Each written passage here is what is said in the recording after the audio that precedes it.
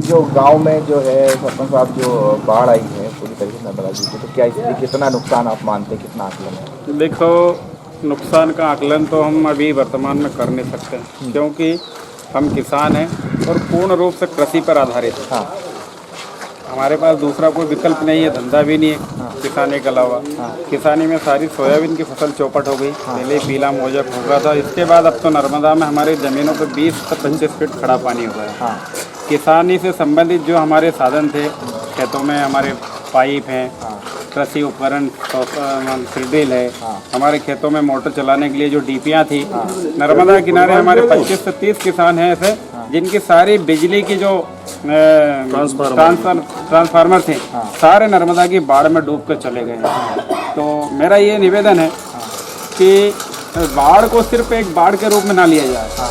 सरकार अगर हमारी मदद करती है तो बाढ़ के साथ साथ जो किसानों की जितनी भी फसलें और फसल के साथ हमारी प्राकृतिक आपदा के साथ जो नुकसान हुआ है उन सभी चीज़ों को सोशल मीडिया या पत्रकार बंधु आपके माध्यम से हमारी बात वहाँ तक पहुँचे, क्यों किसान ही इस भारत देश का अन्नदाता है और भारत देश की रीढ़ भी हम किसानों से जुड़ी हुई है। इसलिए इसे एक नाम मात्र प्राकृतिक आपदा ना समझे, बहुत बड़ा ये संकट है हमारे लिए। आने वाले दिनों में किसानों के लिए इतना बड़ा संकट है कि हमारे बच्चे पढ़ नहीं पाएंगे, हमारे घर में रोजी रोटी चलाने के लिए कल से हमारे खेत कहाँ से बोएंगे, वहाँ से चलकर नाना प्रकार की तकलीफ आने वाले दिन में, कुछ ही दिन में, एक सप्ताह के अंदर अभी तो बीमारियाँ फैलेगी।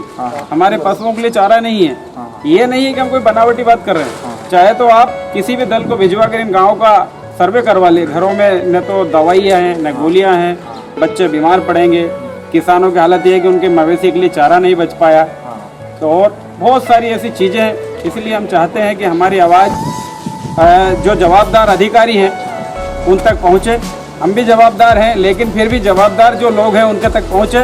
किसानी से संबंधित सारी जो चीज़ें उन पर गौर किया जाए। उसे ऐसा नहीं कि खाना पूर्ति की जाए।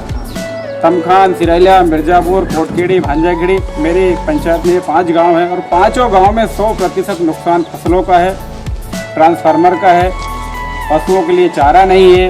वहाँ से चल के यहाँ पर उपस्थित हमारे मछुआरा समाज जो है उनकी आजीविका का मुख्य साधन है नर्मदा नदी। उसमें उन्होंने लाखों रुपए की अपनी गलियाँ दावन लगा रखी थी, वो भी पिछले 2-3 दिन में बहकर चले गई है।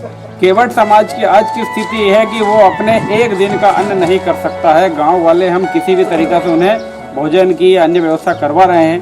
तो हमारे साथ, किसानों के साथ ही केवटों का भी उतना ही ध्यान दिया जाए, क्यों केवट समाज पूरी नर्मदा क्षेत्र में, यहाँ से लेकर खंबात की खाड़ी से लेकर अमरकंटक तक दोनों किनारों पर केवट समाज भी निवास करती है।